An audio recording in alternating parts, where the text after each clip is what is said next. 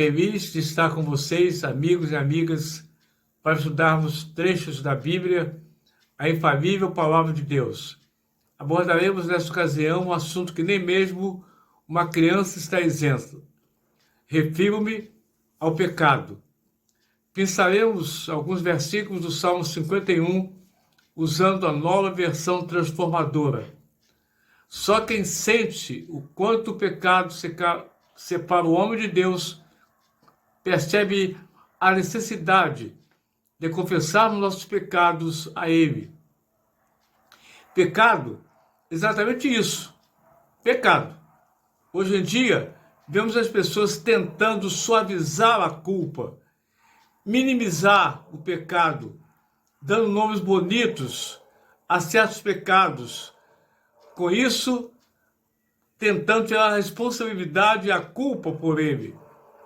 A falta de realização da vida espiritual, a sensação de que Deus está zangado conosco, a falta de paz, a falta de poder, os obstáculos na oração, o mau humor, são exemplos do que acontece quando carregamos o pecado não confessado.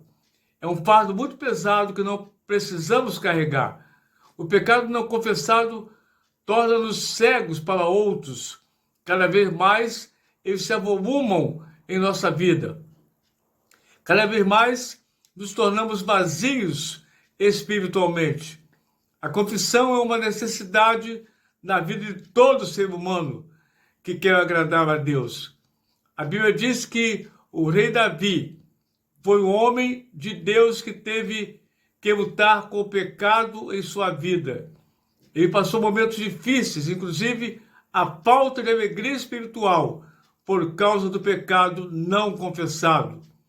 Foi preciso que o profeta Natã viesse até ele e o despertasse, porque ele caiu na rotina e achou que tudo havia caído no esquecimento. Pagou um preço espiritual, emocional e familiar muito grande por isso. Restaura em mim a alegria da tua salvação e torna-me disposto a te obedecer. Salmo 51, verso 12. Mas qual deve ser a nossa atitude para com o pecado? Quais os tipos mais comuns de atitude em relação ao pecado cometido? Uns agem como se pecar fosse algo muito natural, tão comum como comer, beber, andar, coisas que fazemos sem pensar por força do hábito, do costume. Seria essa uma boa maneira de tratar o pecado? Eu creio que não. Tratar o pecado assim é dizer que nenhuma importância estamos dando para Deus, que trata o pecado com severidade, porque o pecado atenta contra a sua santidade. Como agir então contra o pecado? Simplesmente confessá-lo. Tu, porém, desejas a verdade no íntimo e no coração me mostras a sabedoria. Salmo 51, verso 6. Davi quer ter uma experiência profunda do perdão de Deus. Ele deseja saber o que se passa no mais íntimo do seu ser, porque ele sabe que Deus se agrada da honestidade da confissão. Ele não quer confessar de forma superficial, como muitas pessoas fazem. Perdoa a multidão dos meus pecados. Não! É preciso, diante de Deus, irmos à causa e não ficarmos apenas pedindo alívio para os efeitos. Só quem mergulha nas profundidades do problema do pecado é que sente o alívio do perdão de Deus. É dizer ao pecado que ele não mais pesa no nosso relacionamento com Deus, pois ele não ficará usando o pecado como uma forma de estar sempre nos condenando. O pecado nos restituiu, o perdão nos restituiu a comunhão com Deus. O perdão recupera o nosso sentido espiritual de vida, nosso relacionamento quebrado com Deus. O perdão é uma das doutrinas mais significativas da Bíblia. porque nos faz entender que Deus nos ama muito e não quer que nada atrapalhe a nossa comunhão com Ele. Deus não quer que o pecado esteja nos escravizando, tornando-nos cristãos infrutíferos e infelizes.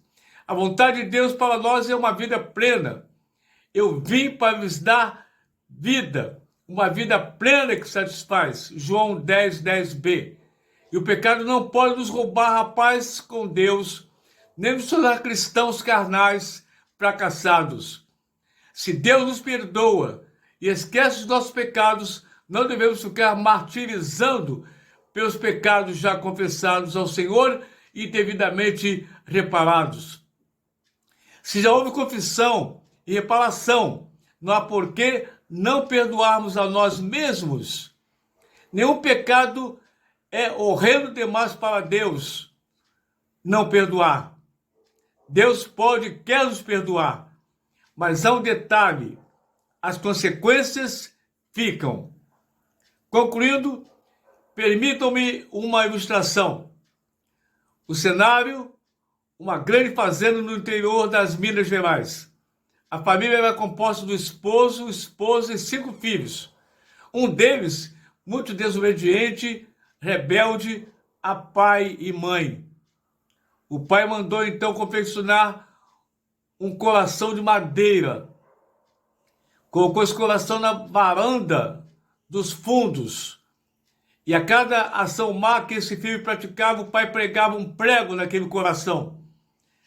Um dia aquele filho mudou de vida. O pai arrancou todos os pregos daquele coração. Pai e filho se abraçaram, choraram. Todavia o filho queria o pai. Mas pai, as marcas dos pregos, ao que o pai retrucou: filho, eu perdoo, mas as marcas ficam. Mas se confessarmos os nossos pecados, Ele é fiel e justo para perdoar os nossos pecados e nos purificar de toda injustiça. Primeira carta de João 1, verso 9. Mesmo tendo as marcas do pecado, Deus nos ama. Deus nos quer ver felizes. Vamos orar nesse instante. Nosso Deus, nosso Pai, muito obrigado, porque não há pecado grande, pecado pequeno. Seja qual for o pecado, quando nós vamos ao Senhor pedindo perdão, confessando o pecado, o Senhor nos perdoa e esquece o pecado. Ó Deus querido, que enquanto eu estou falando, que pessoas que estão com suas vidas conturbadas, com suas vidas atordoadas pelo pecado, que confessem a Jesus agora. E com certeza, essas pessoas vão ter uma novidade de vida, porque o Senhor as perdoará. Nós oramos agora e para todos sempre. Amém e amém, Senhor.